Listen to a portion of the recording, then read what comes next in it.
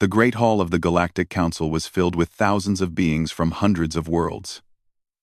Crystal walls rose high above, showing the stars outside. This was the center of power in the known universe. Here, the fate of billions was decided with simple votes. Ambassador Yunho stood alone in the center of the floor. He was a tall man, with gray hair and tired eyes. Behind him stood 12 other humans, all that remained of Earth's diplomatic team. They faced the council in silence. High Counselor Varix looked down from his floating platform. He was Valoran, a species with pale blue skin and 4 arms. The Valorans had ruled the council for 3,000 years. They believed themselves to be the most advanced race in the galaxy. "The vote is complete," Varix announced. His voice echoed through the hall. By a count of 412 to 89, the motion passes. Humanity is hereby expelled from the Galactic Trade Union. A wave of sounds moved through the crowd. Some species cheered. Others remained silent. A few looked uncomfortable. Yunho did not react. He had expected this for months. The Velorans had been working against humanity since the beginning. They did not like that humans learned so fast. They did not like that humans asked so many questions. Most of all, they did not like that humans had made themselves useful to everyone. "You have 30 standard days to remove all human presence from Union space," Varix continued. "Your ships, your workers, your stations, everything must go." A young woman named Hana stepped forward. She was the chief engineer of the human fleet, responsible for maintaining ships across 40 star systems. Her hands were shaking, but her voice was steady. "High Counselor, with respect, 30 days is not enough time. Human workers maintain critical systems throughout the Union. If we leave that quickly, there will be problems." Varix waved one of his 4 hands dismissively. "The Union survived for millennia before humans arrived. We will survive without you. Your species has been in space for only 200 years. Do not pretend you are important." Laughter came from the Valoran section of the hall. Other species joined in, eager to please the ruling race. Yunho placed a hand on Hana's shoulder. "Let it go," he said quietly. "They have made their choice." He turned back to the council and bowed slightly. It was not a bow of respect. It was a bow of goodbye. "The human race accepts this decision," Yunho said. "We will leave your union. We will not fight. We will not argue. But I want to say one thing for the record." Varix raised an eyebrow. "Speak quickly. When you look at humans, you see a young species. You see beings who came late to the stars. You think we are weak because we do not live for centuries like you do. You think we are stupid because we do not have your technology." Yunho paused and looked around the hall. Thousands of alien eyes stared back at him. "But you are wrong about us. We are not weak. We are patient. We are not stupid. We are curious. And we are not useless. In fact, I think you will soon discover just how useful we were." Varix laughed. "Is that a threat, Ambassador?" "No," Yunho said simply. "It is a prediction." He turned and walked toward the exit. The other humans followed him. Hana looked back once, her face full of anger and sadness, mixed together. Then the great doors closed behind them. Outside, the human delegation moved quickly through the station corridors. Workers of many species stepped aside to let them pass. Some looked at them with pity. Others looked away, ashamed. A young diplomat named Tae Min caught up to Yunho. "Ambassador, what do we do now? Our people are spread across 40 systems. We have workers on 100 different stations. How do we evacuate everyone in 30 days? "We call everyone home," Yunho said. "Send the message now. Every human in Union space must return to the designated evacuation points." "But what about our contracts?" another diplomat asked. "What about the systems we maintain?" Hana answered this time. "We leave them instructions. We show them how to do what we do. If they choose not to learn, that is their problem." Yunho nodded. "Hana is right. We will be professional until the end. We will not give them any excuse to blame us for what comes next." The evacuation began that same day. Messages flew across space at faster than light speeds. Human workers received the order on stations and ships and planets throughout the Union. Pack your things. Say your goodbyes. Come home. On the agricultural world of Veros Prime, a human farmer named Dong Wu said goodbye to his Talaxian neighbors. He had spent 20 years teaching them better ways to grow food. They hugged him and cried. "Who will fix the water systems when you are gone?" they asked. "I left all my notes in the main computer," Dongwu said. "Everything you need to know is there. Just follow the instructions." On the medical station orbiting Nexus, a human doctor named Ji Yun packed her equipment. She had trained alien doctors for 15 years. Now, she was leaving. "The council is making a mistake," her relaxant assistant said. "Everyone knows humans are the best doctors in the Union. The council does not care about being right," Ji-yun replied. "They care about being in control." All across the Union, similar scenes played out. Humans left their jobs, their homes, and their friends. They boarded ships and headed for the evacuation points.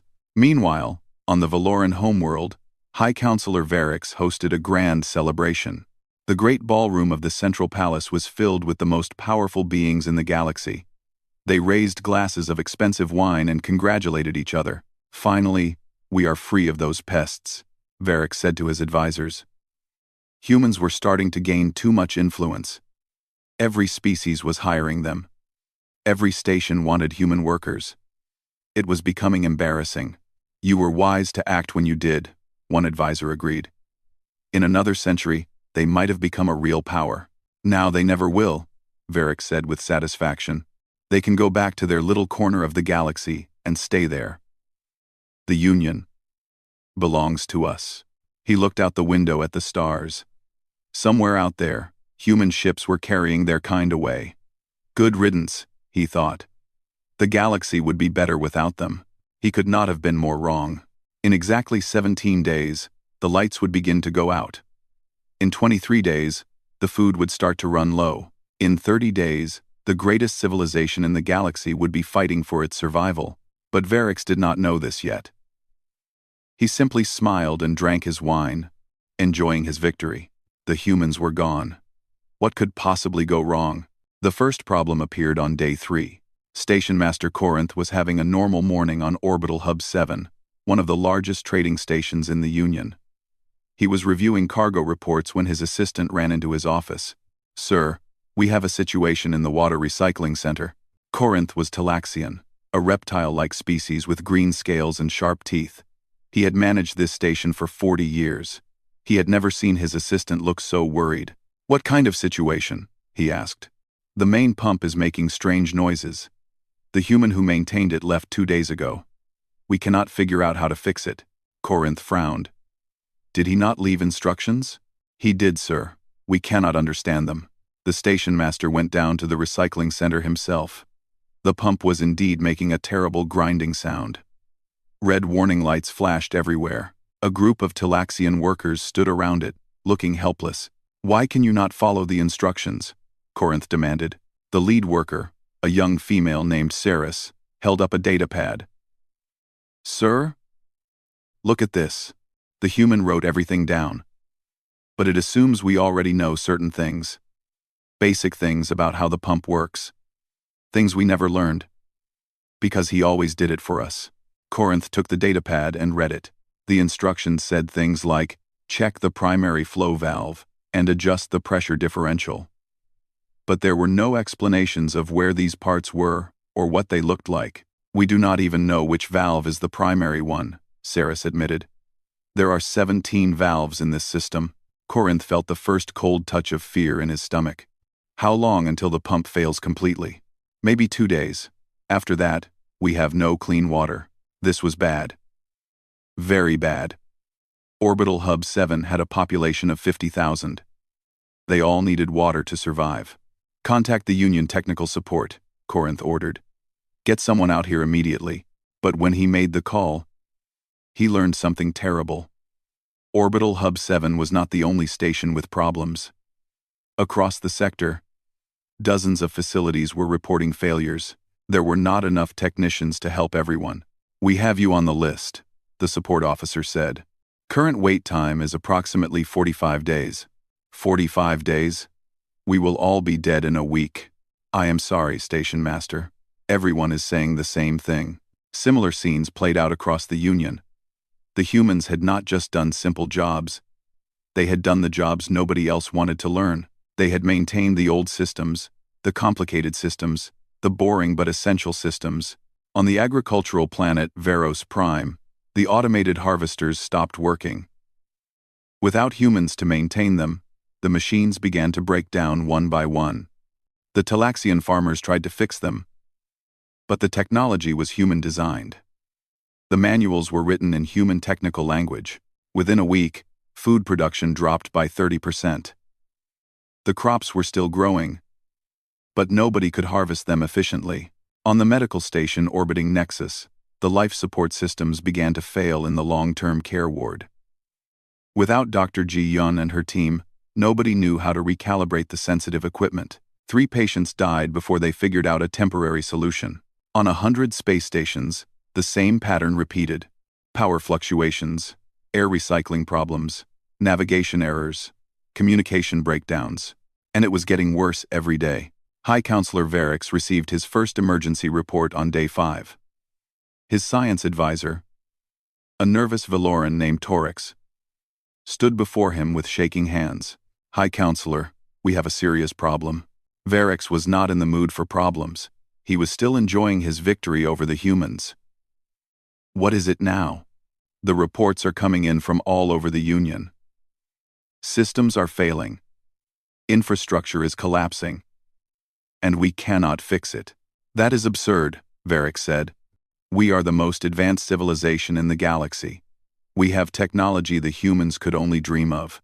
"Yes, High Counselor, but we do not have anyone who knows how to repair the old systems. The humans handled all of that." Varix waved a hand dismissively. "Then we will replace the old systems with new ones." Torix looked even more nervous. "That would take years, High Counselor. And billions of credits. And we would need to shut down each facility during the replacement. Meanwhile, people are dying." For the first time, a flicker of doubt crossed Varix's face. "How many people?" "So far, approximately 2,000 confirmed deaths. But the numbers are rising every day." Varix stood up from his chair. "This is impossible. The humans were only in the Union for 200 years. How could they have become so important?" Torix consulted his datapad. "It appears they made themselves essential, High Counselor. They took over the maintenance of systems that nobody else wanted to deal with. They learned the old technologies that we had forgotten. They connected everything together in ways we never fully understood. Why did nobody stop them? Because they were helpful, High Counselor. They worked hard. They solved problems. Nobody complained because everything worked better when humans were involved." Varix slammed his fist on the table. "Find solutions. Hire technicians from other species. Train new workers. Do whatever it takes. We are trying, High Counselor. But the knowledge the humans had took generations to develop. We cannot recreate it in days." The next week was chaos. The Union government tried everything. They hired every available technician. They offered huge rewards for anyone who could fix the failing systems. They even tried to contact the humans and ask for their help, but the humans did not answer. Their ships had left Union space. Their communication channels were silent. They were gone. On day 10, the main power grid on Valoran Prime experienced its first major failure. A cascade effect shut down energy to 3 major cities. Millions of people were suddenly without light or heat. Varix watched from his palace window as darkness spread across his homeworld. For the first time in his long life, he felt something he had never felt before: fear. He had thought expelling the humans would make the Union stronger. He had thought they were removing a problem. Instead, they had created a disaster. The Velorans had prided themselves on their superiority for 3,000 years. They had looked down on younger species. They had believed themselves to be the masters of the galaxy. But now, as the lights went out across their civilization, a terrible truth was becoming clear. They had never been masters of anything. They had simply been lucky enough to have humans around to keep everything running. And now the humans were gone. On the refugee ships heading away from Union space, Ambassador Yunho received regular reports about what was happening. He read them in his cabin, his face showing no emotion. Hana came to see him on day 12. The Valorans are trying to contact us. They want to negotiate. Yunho did not look up from his reports. Let them wait. Ambassador, people are dying. Thousands of them. I know. His voice was heavy with sadness. But if we go back now, nothing will change. They will use us until this crisis passes, then throw us out again. We need them to truly understand what they have done, and how many must die for that lesson. Yunho finally looked at her. His eyes were filled with pain. I do not know, Hana. I only know that if we do not let them feel the full weight of their mistake, this will happen again. Our children or grandchildren will face the same prejudice, the same rejection. Hana nodded slowly. She understood, even if she did not like it. The human ships continued their journey into deep space, leaving the crumbling Union behind them. And in the darkness of dying cities, the Valorans were finally beginning to understand their mistake. Day 15 was when everything fell apart. The energy crisis spread like a disease across the Union. Star system after star system lost power. The great network that connected hundreds of worlds began to break into pieces. On Velaran Prime, High Counselor Varix called an emergency meeting of the full council. The great hall that had once been filled with confident rulers was now filled with frightened beings. This cannot be happening, shouted the delegate from the Rylax system. My people are starving. Our food storage facilities lost refrigeration. 3 million tons of supplies rotted in 2 days. At least you have food to rot, screamed the Talaxian representative. Our harvesting machines are completely dead. We cannot collect our crops at all. Enough! Varix slammed his gavel against the podium. Fighting among ourselves will not solve anything. Then what will solve it? Asked a calm voice from the back of the hall. Everyone turned to look. The speaker was an old Nexan named Pollux. His species was known for their wisdom and long lives. Pollux himself was over 800 years old. He had been on the council longer than anyone could remember. Tell us, High Counselor. Pollux continued. You removed the humans. You celebrated their departure. Now, our civilization is dying. What is your plan? Varix struggled to find words. We are training new technicians. We are developing new systems. We are running out of time, Pollux interrupted. I have lived through many crises.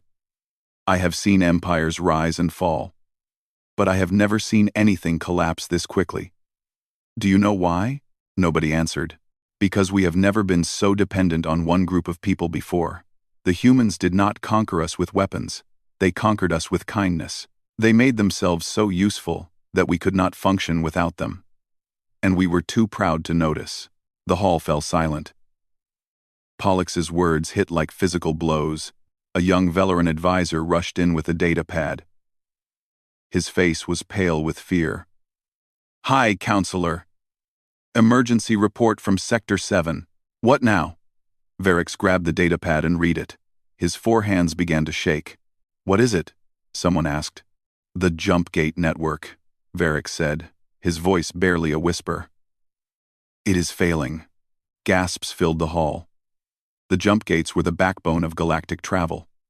They allowed ships to cross vast distances in moments instead of years. Without them, the Union would be cut off from itself. How is that possible? Demanded the Relaxan delegate. The jump gates are ancient technology. They have worked for 10,000 years. They required constant maintenance, Varix said. Maintenance that humans performed. Apparently, they were the only ones who fully understood how the old gates worked. The reality of the situation began to sink in. Without jump gates, supplies could not reach starving planets. Without supplies, billions would die. Without the gates, there would be no Union at all, just isolated worlds struggling to survive alone. We must contact the humans immediately, Pollux said. Pride does not matter anymore. Survival matters. We have tried, Varix shouted. They do not answer. Then try harder. On the refugee ship Hope of Earth, Ambassador Yun-ho watched the Union fall apart through long-range sensors. Chief Engineer Hana stood beside him, her face troubled. "The Jumpgate network is collapsing," she said quietly. "If it fails completely, trillions of people will be stranded." Yun-ho nodded. "I know. Ambassador, I have been with you for 30 years. I have followed every decision you made. But I need to understand. How long do we let this continue?" Yun-ho turned to face her. His old eyes were filled with a complex mixture of emotions, sadness, anger, and something that might have been guilt. "Do you remember why we left Earth in the first place?" he asked. Hana frowned. "Our planet was dying. We had destroyed our environment. We needed new worlds to survive." "Yes. And when we reached the stars, what did we find? The Union. They took us in. They gave us homes on many worlds. They gave us the scraps," Yun-ho corrected. "The jobs nobody wanted, the tasks that were beneath them. They looked at us like servants, not equals. But we never complained. We worked hard. We made ourselves useful. We thought if we proved ourselves, they would accept us. But they never did. No, they never did. 3 generations of humans lived and died in the Union. We built their stations. We healed their sick. We grew their food. And in the end, they threw us out like garbage." Hana looked down at her hands. "So this is revenge?" "No." Yun-ho's voice was firm. "This is not revenge.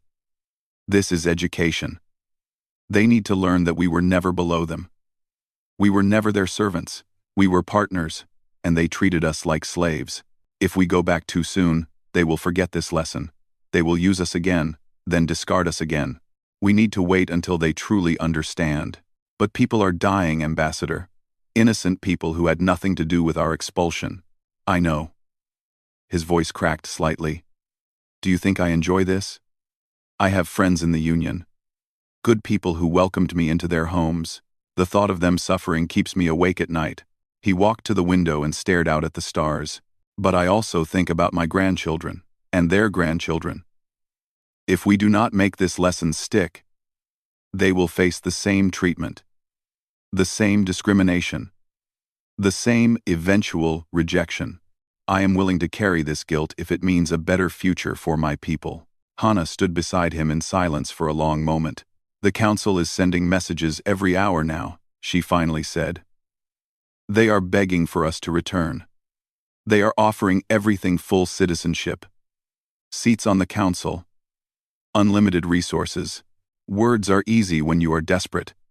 We need to see actions." "What kind of actions?" Yun-ho turned to her with a sad smile. "I am not sure yet. But I will know it when I see it." Back in the Union, the collapse continued. The jump gates failed one by one. Whole star systems were cut off from help. Panic spread through populations that had never known true hardship. On Velaran Prime, riots broke out in every major city. People fought over food and water. The police could not maintain order because their vehicles had no fuel. The military could not respond because their communication systems were down. High Counselor Varix locked himself in his palace, surrounded by guards. He had not slept in days.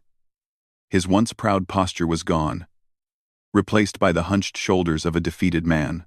His personal assistant brought him the latest death toll. He read the numbers and felt sick. 200 million. That was how many beings had died in the past week. And the number was growing every hour. All because he had wanted to feel superior. All because he could not accept that a young species might be just as valuable as an ancient one. He finally understood what Pollux had meant. The humans had not conquered them with weapons or technology. They had simply been good at their jobs. They had filled the gaps that nobody else wanted to fill. They had become the invisible foundation of everything. And when you removed a foundation, the whole building fell down. Varix picked up his communication device with trembling hands. He had to try again. He had to reach the humans somehow. There had to be a way to fix this. Because if there was not, the greatest civilization in galactic history would be nothing but dust and memories. On day 23, High Counselor Varix did something no Valoran leader had ever done before. He begged. The message was broadcast on every frequency the Union still controlled. It was recorded in the Great Hall, where the humans had been expelled just weeks earlier. Varric stood alone, without advisors or guards. His forearms hung limply at his sides. His blue skin had turned pale from stress and lack of sleep. "People of the Human Alliance," he began. His voice cracked on the first word. "This message comes from High Counselor Varric of the Galactic Trade Union. I speak to you now, not as a leader, but as a humble petitioner." He paused, gathering his courage. These words were harder to say than anything in his long life. "We made a terrible mistake. We expelled your people from our union. We called you lesser. We said we did not need you.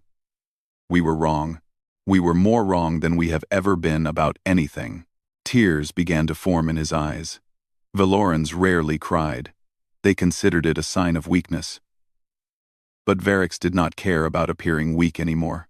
"Our civilization is dying. Our people are starving. Our technology is failing. And we cannot fix it because we never learned how. We relied on you. And then we threw you away." He took a deep breath. "I am asking no. I am begging for your help.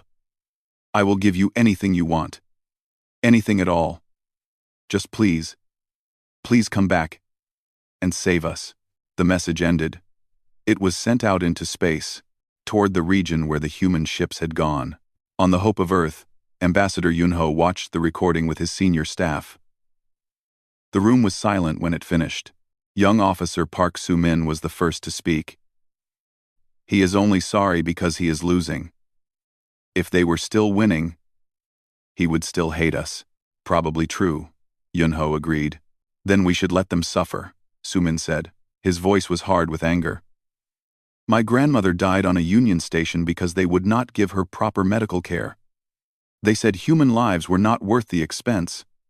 Now they want us to save them?" Several others nodded in agreement.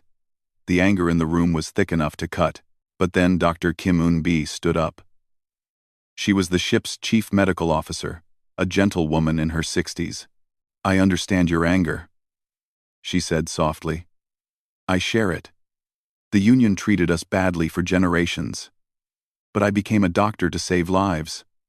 All lives. If we let billions die when we could have saved them, what does that make us?" "It makes us survivors," Soo-min replied. "They would have let us die without a second thought." "Yes, they would have. But we are not them." Eun-bi looked around the room. "We left Earth because we destroyed our home through selfishness and short-sighted thinking. We promised ourselves we would be better. Are we breaking that promise now?" The room fell silent again. Chief Engineer Hana spoke next. "Ambassador, what do you think?" Yunho stood slowly. He looked older than his years, carrying the weight of an impossible decision. "I have been thinking about this for days," he said. "Part of me wants to let them fall. Part of me wants them to feel what we felt when they rejected us. But Eun-bi is right. If we become like them, we have lost something more important than any political victory." He walked to the window and looked out at the distant stars. "We will go back, but not as beggars this time, not as servants. We will go back as equals, or we will not go back at all." "What terms will you demand?" Hana asked. Yunho turned back to face his people. "Full voting membership in the council. Permanent seats that cannot be taken away. Legal protections against future discrimination. Recognition of human contributions to the Union. And one more thing." "What?" "An apology. A real one. Not just from Varric, but from the entire council. Broadcast to every world in the Union. They must admit what they did was wrong." Soo-min shook his head. "They will never agree to that. Valorans do not apologize. Then they do not get our help." Yunho's voice was calm but firm. "I am done compromising our dignity. We gave them 200 years of service and received nothing but contempt in return. If they want our help now, they must pay the price." He sat down and picked up his communication device. "Send a response to High Counselor Varric. Tell him we have received his message and we are prepared to negotiate. Then give him our list of demands." The message was sent. The reply came within the hour. Varric himself appeared on their screens, looking desperate. "Ambassador Yunho, Thank you for responding. We are prepared to discuss terms. What do you require? Hana read the list of demands. As she spoke, Varix's face went through several changes: surprise, anger, disbelief, and finally, resignation. You ask for much, he said when she finished. We offer much in return, Yunho replied. We can save your civilization. We can repair your systems. We can restore your jump gates. But we will not be your servants anymore. We will be your partners. Accept these terms, or find another way to survive. I need to consult with the council. Your council is scattered and powerless. Half of them cannot even communicate with each other because the networks are down. You are the only one who can make this decision. High Counselor, the question is whether you care more about your pride or your people. The silence stretched for a long moment. Then Varix's shoulders slumped in defeat. I accept your terms. All of them. I will broadcast the apology personally. I will convince the council to grant you everything you ask. Just please help us. Yunho allowed himself a small nod. We will begin preparations immediately. Our ships will arrive in 3 days. 3 days? But the jump gates are down. It should take weeks. A small smile crossed Yunho's face. We have been busy during our exile, High Counselor. We have learned a few new things. You will see what humanity can do when we are truly motivated. The communication ended. Hana turned to Yunho with wide eyes. What did you mean by that? We cannot possibly reach them in 3 days. Yunho's smile grew wider. Actually, we can. Do you remember the old human research station we passed 2 weeks ago? The one that was abandoned during the exile? The Jump Gate Research Facility?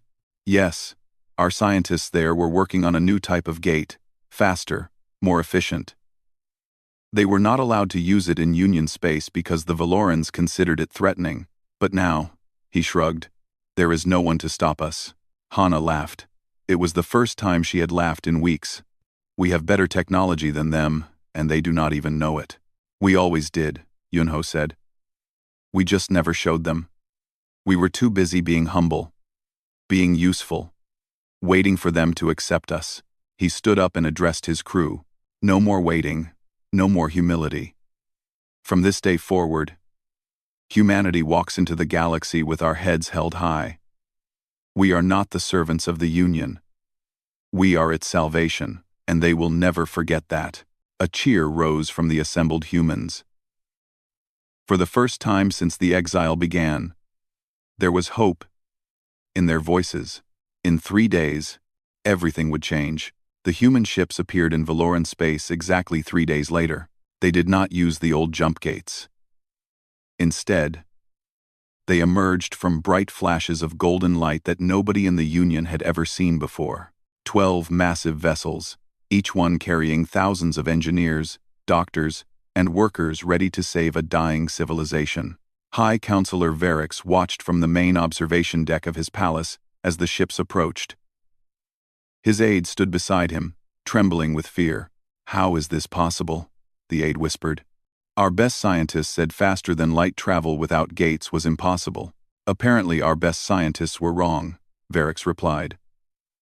Or the humans simply did not share everything they knew with us. He thought back to all the years humanity had been in the Union. They had always seemed so humble, so eager to help, so willing to take the jobs nobody else wanted. He had assumed they were not capable of more. He had been a fool. Ambassador Yunho transported down to the planet's surface alone. He walked through the ruined streets of the Valoran capital, past burned buildings and desperate crowds. People of all species watched him with a mixture of hope and fear. The great hall of the council was nearly empty when he arrived. Most delegates could not travel due to the failed jump gates. Only those who lived on Valoran Prime were present. They sat in their seats, looking small and defeated. High Counselor Varix stepped down from his platform and walked to meet Yunho on the main floor. It was a symbolic gesture. He was lowering himself to the human's level. Ambassador Yunho, Varix said formally. Thank you for coming, High Counselor. Yunho's voice was polite but cool. Are you prepared to fulfill your promises? I am. Varix turned to face the assembled delegates. But first, I must address my people. He walked to the center of the hall, where a recording device would broadcast his words to every functional screen in the Union. Citizens of the Galactic Trade Union, he began. I stand before you today to admit a terrible wrong. 28 days ago, this council voted to expel all humans from our territory. We called them a lesser species. We said we did not need them. We were arrogant, foolish, and cruel. His voice broke slightly, but he continued. In the time since their departure, our civilization has collapsed. Hundreds of millions have died.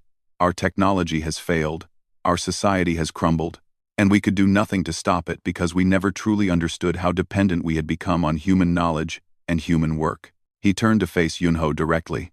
Ambassador, on behalf of the Galactic Trade Union, I offer humanity our deepest and most sincere apology. We were wrong about you. We were wrong to reject you, and we are grateful beyond words that you have chosen to help us, despite everything we did. Varix bowed low, the deepest bow of respect in Valoran culture. He held it for a full 10 seconds before rising. The Council hereby grants humanity all the terms you requested: full voting membership, permanent seats, legal protections, recognition of all your contributions. You are no longer guests in our union. You are equals. You are partners. You are family. Yunho stood in silence for a moment. Then he stepped forward and extended his hand in the human gesture of friendship. Varix looked at the hand with confusion. He had never seen this custom before. It is called a handshake, Yunho explained gently. Among humans, it means we accept your apology. It means we are willing to move forward together. Slowly, Varix reached out and grasped Yunho's hand. Their species had never touched in friendship before. It felt strange, but right. Thank you, Varix said. I do not deserve your forgiveness. Perhaps not, Yunho agreed. But forgiveness is not about what people deserve. It is about what we choose to give. My people choose to give you another chance. I suggest you do not waste it. The work began immediately. Human engineers spread across the Union, repairing failing systems with incredible speed. They fixed power grids and water recyclers. They restored communication networks and food production facilities. They did in days what Valoran scientists had failed to do in weeks, but they did not do it alone this time. They trained local workers as they went. They shared their knowledge openly. They taught the secrets they had kept hidden for generations. Chief Engineer Hana led the effort to repair the jump gate network. She stood before a group of Valoran technicians on the main gate station, explaining the ancient technology. The gates were built by a species that died out long ago, she said. Nobody fully understood how they worked. But humans have always been good at figuring things out. We spent 50 years studying these systems in secret. Why in secret? One of the Valorans asked. Because whenever we tried to share our discoveries, we were ignored. Your government did not want to hear that humans had learned something important. So we kept our knowledge to ourselves. She paused and looked at the young technicians. That was wrong of us. Knowledge should be shared. We should have insisted on being heard, even if it made your leaders uncomfortable. We chose the easy path of silence instead. The Valoran technician nodded slowly. We both made mistakes. Yes, we did. But now we can make things right. Together. Over the following weeks, the Union slowly came back to life. Food reached starving planets. Medical supplies reached dying patients. The jump gates reopened one by one, reconnecting worlds that had been isolated for nearly a month. The death toll had reached 300 million before things stabilized. It was a tragedy that would never be forgotten. But it could have been much worse. In the Great Hall of the Council, a new era began. Ambassador Yunho took his seat among the other delegates. He was not sitting in the back anymore. His chair was on the main floor, directly across from High Counselor Varix. A place of honor, a place of equality. The first vote of the new session was symbolic but important. It was a resolution recognizing humanity's essential role in the Union. It passed unanimously.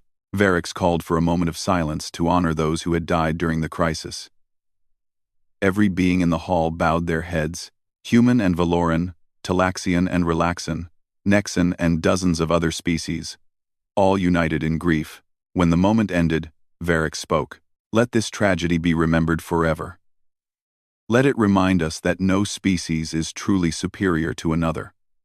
Let it teach us that arrogance leads to destruction, and let it prove that cooperation is always stronger than division. He looked at Yunho with something that might have been genuine respect. The humans came to us as refugees. We treated them as servants. They could have let us fall. Instead, they saved us. That is the true measure of character, not technology or age or power, but what you do when you have every right to walk away. Yunho stood to respond. We did not save you for gratitude or reward. We saved you because it was the right thing to do. Humanity has learned many hard lessons throughout our history. We have destroyed and rebuilt. We have fallen and risen. And we have learned that revenge feels good, but builds nothing. He looked around the hall at the gathered delegates. We ask only one thing in return for our help. Remember this day. Remember what happens when you treat others as lesser beings. Remember that the person you look down on today might be the one who saves you tomorrow. We will remember, Varix promised. We will make sure our children remember. And their children. This lesson will never be forgotten. The session ended. The delegates began to leave, talking quietly among themselves. But many stopped to shake hands with the human ambassador. Learning the gesture he had taught them, Hana found Yunho later, standing alone on a balcony overlooking the capital city. The lights were on again. Life was returning to normal. You did it, she said. You changed everything. No, Yunho replied with a tired smile. We did it. Every human who worked in this union, every person who kept doing their job even when they were treated badly, every child who grew up being called lesser but still chose to be kind, they did it. He looked up at the stars. We showed the galaxy something important today. Humanity is not special because we are strong or smart or advanced. We are special because we care. Even when it would be easier not to, even when nobody thanks us, even when it hurts. Hana stood beside him in comfortable silence. What happens now? She asked eventually. Now we build something better. A union where every species is truly equal. Where no one is called lesser.